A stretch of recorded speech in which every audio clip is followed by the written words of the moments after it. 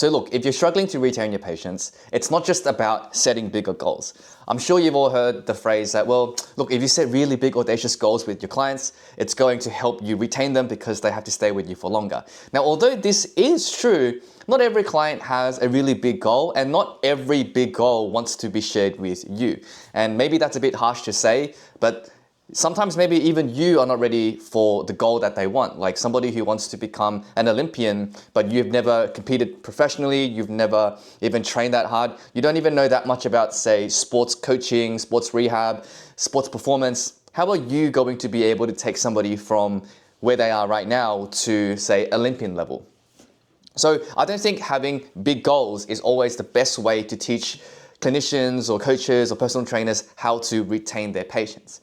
Instead, here are 3 reasons why you could be retaining your patients that have nothing to do with the goal. In fact, it's more to do with you. And here's what they are. Number 1, you have to understand what information arbitrage is. Number 2, you need to understand that curiosity leads to innovation, and innovation is what keeps patients. And number 3, the more eclectic your interests are, the more you learn about things that have seemingly zero connection to your field, the more likely you're going to create a situation where you become N equals 1. And I'll explain what that is later on. So let's start with information arbitrage. If you wanted to define it, this is all it means: to exploit an information gap for the sake of profit. Now, I know that sounds quite unethical because you're exploiting something, but it's just a poor way of wording the term. Information arbitrage, as it makes sense to me, just means you know something that other people don't and you charge them for it, or they're willing to pay you for it. So as health professionals, our job is actually as consultants. We have information or applied information and experience that our patients or our clients don't have, and they want to work with us because we can provide that level for them. Now, the issue is, if you don't like learning more about your craft or things related to your craft, then let's just say your information level is here and your client is here, right? As you teach them the things that they want to know, they slowly come up to your level over here. Now, because you don't learn anything extra and you don't increase how much you know, suddenly the arbitrage isn't there anymore. Like if they came to learn about weight loss from you and you teach them about, say, calories in, calories out, let's just say that they want to pay you for explaining this thing to them, even though everybody knows what that is nowadays. You explain it to them, they apply it for a bit, and now they're at that level.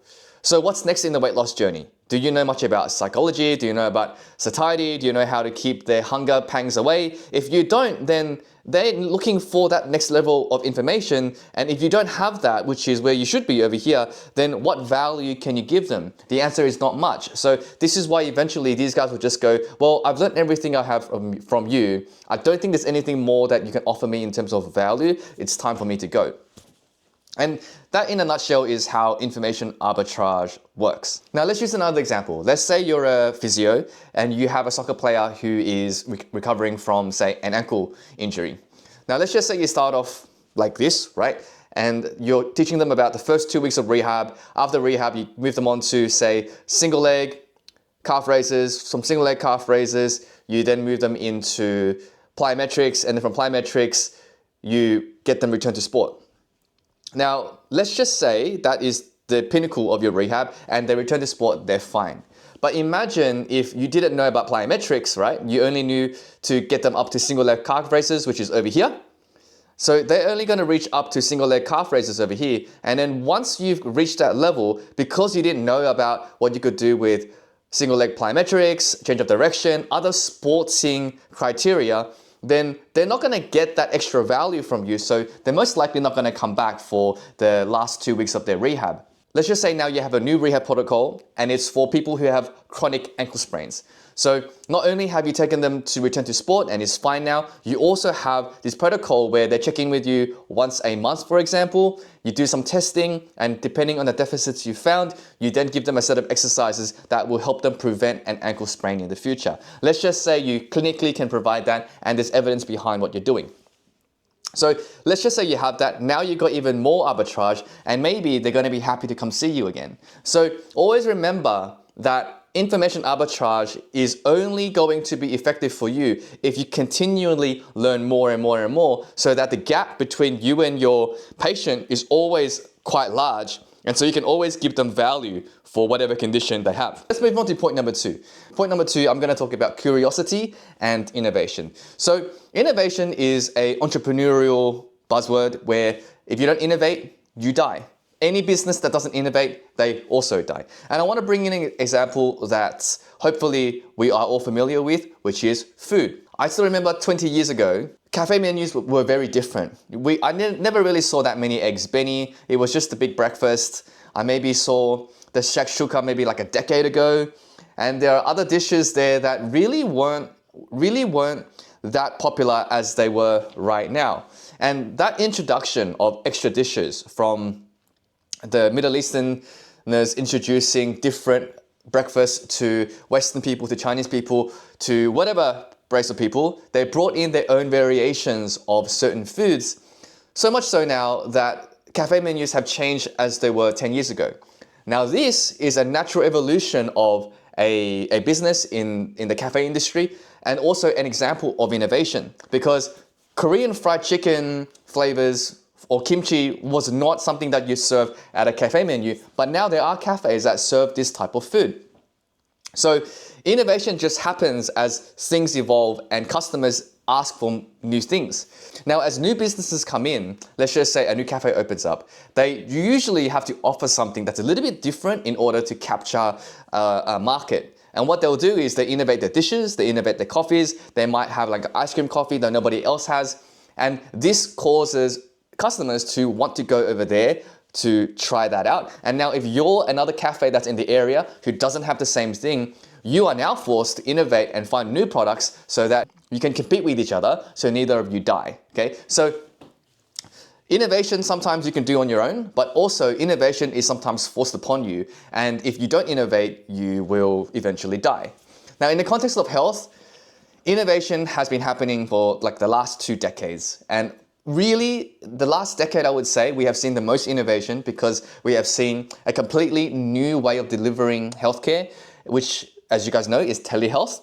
And telehealth boomed 5 or 6 years ago when COVID happened. Like, it was sort of a thing back then, but when COVID happened, everyone started doing telehealth consultations and everyone was like, whoa, this can work. So telehealth started booming. We had the introduction of apps and software that you can now update sheets on 24/7. So patients were getting their rehab programs updated on the day, and there are clinics and clinicians, myself included, who use something like Google Sheets to provide a program on the day and to update it after we get some feedback from the client. Now, even getting your client's number to do a WhatsApp text, that in itself is innovative, because 20 years ago, no one was texting their clients asking them about how they were going to modify a program that they could then do at home for the next time they come in to see you at the clinic. So innovation is always happening, and if you don't follow along the trend, eventually you're going to get left out. So why is learning important? Learning is important because if you don't learn things to complement your services, to innovate your current services, let's just say you don't learn how to conduct new tests, you don't learn how to implement new technologies into your practice, you don't learn new software that you can use to integrate programs into your business, then eventually when all these other businesses are doing it and you don't offer this, your patients will say, well, I'm not really getting the same amount of value from you guys as I would somewhere else. So I'm probably going to go there. Now, that's not to say that you have a lot of we call them loyal customers who would come see you because they just love you, which is great, but loyalty is perishable, and for you to be loyal to your clients, make sure you're always delivering great value, and part of that comes with innovating when the field is supposed to innovate. And the last reason why you need to be constantly learning is because the more you learn, especially things that are very eclectic, the more you become what I call N=1. So N=1 means that you become a sample size of one person. You are the only person in the world, or maybe in the community to be a bit smaller, that actually does what you do. And the only way you do that is if your interests are kind of weird compared to everybody else. For example, if you're a physio who wants to work with back pain in, say, powerlifters, look, there are quite a few of you guys around. It's not like your niche is that eclectic, because there are plenty of powerlifters that work with back pain who are physios now. But let's just say you're a powerlifting coach who also has a background in hypnosis, and you implement these two into your treatment programs. So that would be kind of weird because they're like, oh, this guy has hypnosis. But because you have hypnosis, and let's just say you're very good at it, you can use it to help your clients, then you will become this one guy who is a powerlifting physio that also does hypnosis. As far as I'm concerned, nobody else I know of offers this type of service. And that would come from you having a genuine curiosity about hypnosis. Now, another example I could give you is, let's just say for some reason you love music, okay? You love music design, maybe you're a DJ on the side, and you have the ability to, and you also want to work with, say, chronic lower back pain. Let's just say somehow you worked out a rehab program that combines back exercises and dance with the music that we created, because you understand how beats per minute work, you understand how drops work, and you can use your music to create a program that targets people with lower back pain to give them optimal outcomes or to get them to stick to a program for the next 6 weeks. If you could do that, you would be N equals 1, because as far as I'm concerned, nobody can mix EDM with chronic back pain, right? So if you could work it out, you become a completely differentiated practitioner.